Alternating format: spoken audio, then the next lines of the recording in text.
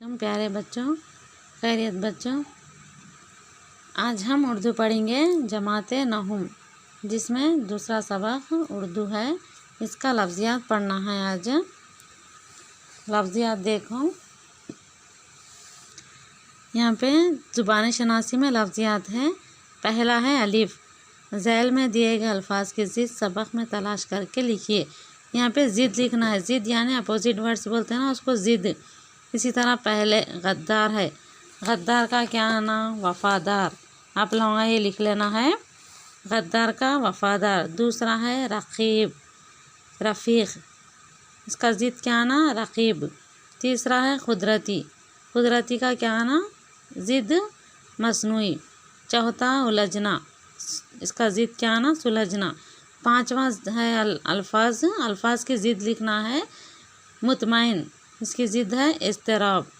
इसी तरह यहाँ पे छठवां कड़वा है। कड़वा और इसका ज़िद क्या होता? मीठा।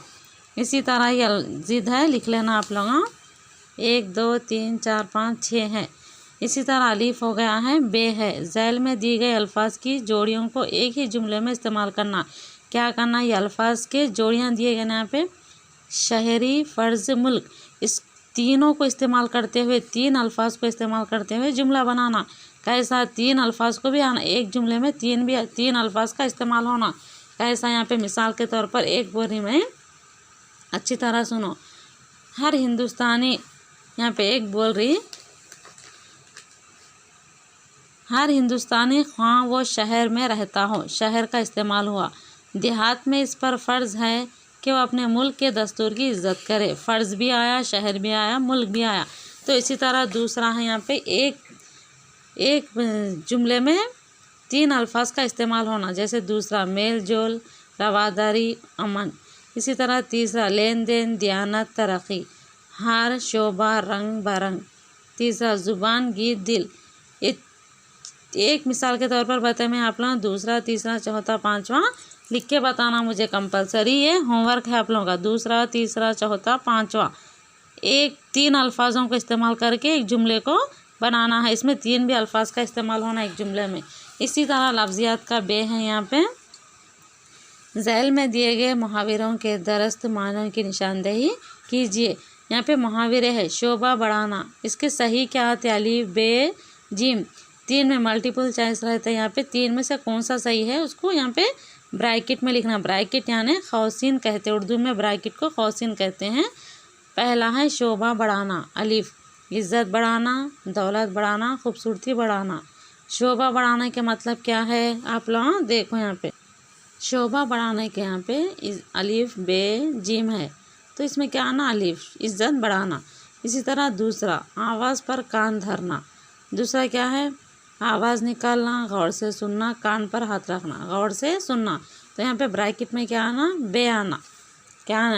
यहाँ पे अलीफ आना, यहाँ पे बे।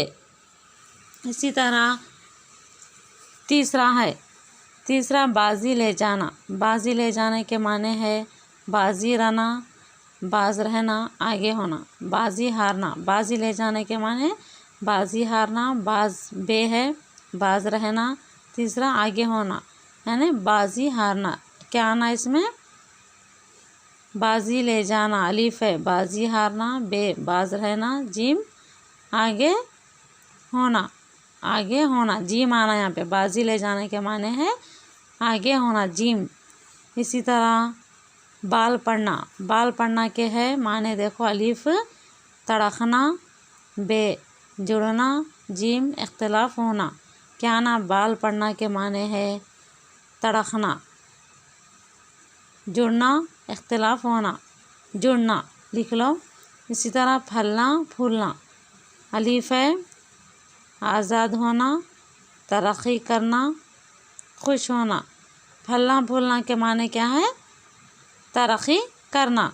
इसी तरह आप लोगों कापियों में, इससे पहले मैं सवालात के जवाबात बोली थी, वो भी लिखना है। लफ्ज़ियात भी जितना बोले इतना कंपलसरी लिखना रहता। इसी तरह यहाँ पे सवालात के जवाबात दी थी ना मैं, ये पूरे कंपलसरी लिखना है। और क्या बोलते हैं, जुमलों में इस्तेमाल करने का, तीन तीन अल्फाज को लिखने का, और ए अलीफ बे जिम, और यहाँ पे दूसरा हिस्सा है बे। ये भी कंपलसरी कापियों में लिखना है। लिखने के बाद में कापियों में फिर मुझे रिप्लाई करना ज़रूरी है। खाली मैं पढ़ाते गए तो आप लोग समझते, लेकिन इसको आप लोग में जो जो भी लिखना बोल के बोली थी वो कंपलसरी लिख के बताना रहता आप लोगों को।